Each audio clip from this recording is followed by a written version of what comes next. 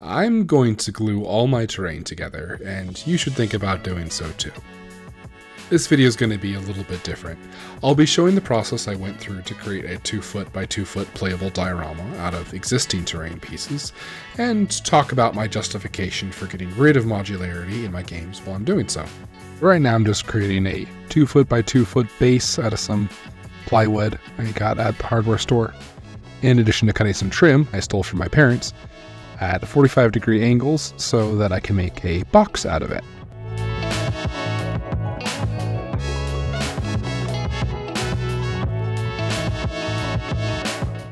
So, what is the significance of modular design in tabletop gaming?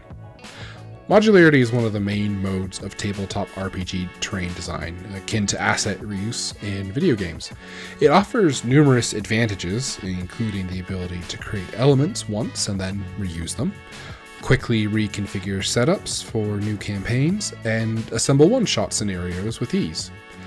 Moreover, building multiple generic terrain assets generates its own practice, eliminating guesswork and reducing learning time investment while you're figuring out how to create the terrain for yourself.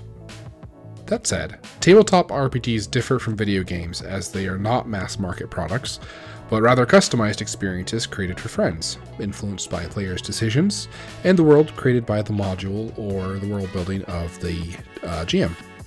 Each game is special and shared around a table, making it a unique experience. Okay, so you probably, if you've been following the channel, can recognize a lot of these pieces. They're stuff I've made over the course of the last year to year and a half. Originally, most of them weren't really imagined to be next to each other, but as I played with them and the more I refined an idea of the sort of cityscape I wanted to create, the more several of these jumped out at me as just perfect for what I was doing. And the more I played with these pieces next to each other, the more I started to see a certain type of place, and the more it sparked my imagination, which is the source of all of this musing. I was really enjoying having these pieces together, and I started to not be able to imagine them any other way. A lot of experimentation later, and this is the format I settled on. My intent was to create a dynamic play space that offers a lot of different tactical possibilities as well as a lot of storytelling possibilities, sort of crammed into the minimal space with the most stuff to do that I could. And here we go, the gluing. I'd be lying if I didn't say this was a bit nerve-wracking, especially because I put almost no thought into how to put this glue on here and it's just flopping all over everywhere. But ultimately it was pretty satisfying taking these pieces apart and committing to having them be permanently on a board next to each other. Terrain is one of the few forms of art that players interact with in a tabletop role-playing game. Regardless of modularity, once set up, the terrain creates a diorama, a representation of a scene in the game. A Boiler Hobby Time video recently mused about dioramas, exploring them as a form of concept art, conveying a lot of information about the world in a small space. Video games have a similar concept called a vertical slice, which demonstrates the main design choices of the game. What both dioramas and vertical slices recognize is the need to create heightened world building, incorporating as many of the artistic ideas as it can in a compressed space. Generic terrain can't convey this information well, as it communicates the same art ideas regardless of the game's setting or theme. Now, making terrain for games can be challenging but rewarding. It's a laborious process that requires creativity and attention to detail, and it can serve as an opportunity for world building. It's almost impossible for me to be hyper zoomed in on some tiny detail of a build and not imagine the universe it occupies. Terrain can be more than a mere mechanical object, rather a personal investment that reflects the time and effort put into it. The finished product should be worthy of display as a significant moment in both the game and the creator's life. All that said, getting rid of modularity is not simple in the least. Playable dioramas have limitations as it cannot be repurposed for different settings. Players need to be willing to accept the limitations of the diorama and lack of flexibility in terms of locations. Additionally, it is ideal for the terrain to be reusable for multiple sessions, mostly ruling out world-spanning RPGs that move locations frequently. Now there is some obvious problems with trying to adapt my modular terrain to a single board. For one thing, most of my measurements, as careful as I did them to be modular, didn't really work out that well. So there's some overhangs, there's some gaps in between things. Most of the gaps are pretty easy to excuse in world as just actual gaps between the stones. But I had to do some work carving the terrain off of the exposed area so that it would be good looking and flush with the trim.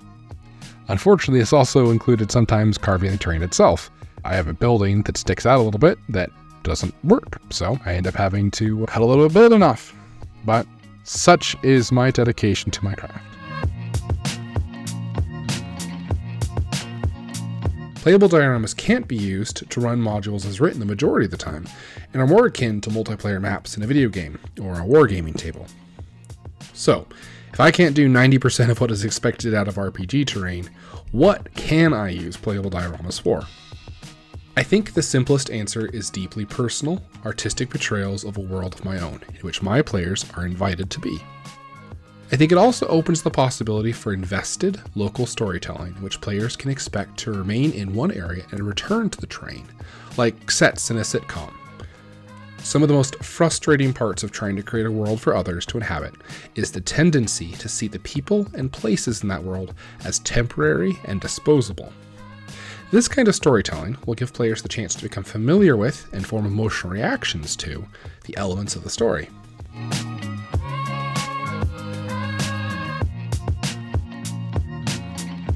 Last thing I worked on was just some simple terrain integration. Not all of these pieces were completely finished, and not all of them are completely painted. So put some brickwork in on the sidewalks, did a little bit of painting to highlight the edges of the stones. Ended up putting black wash in a good amount of it just to break up some of that bright white stucco I've got between things. Overall, didn't take too much work to put back together.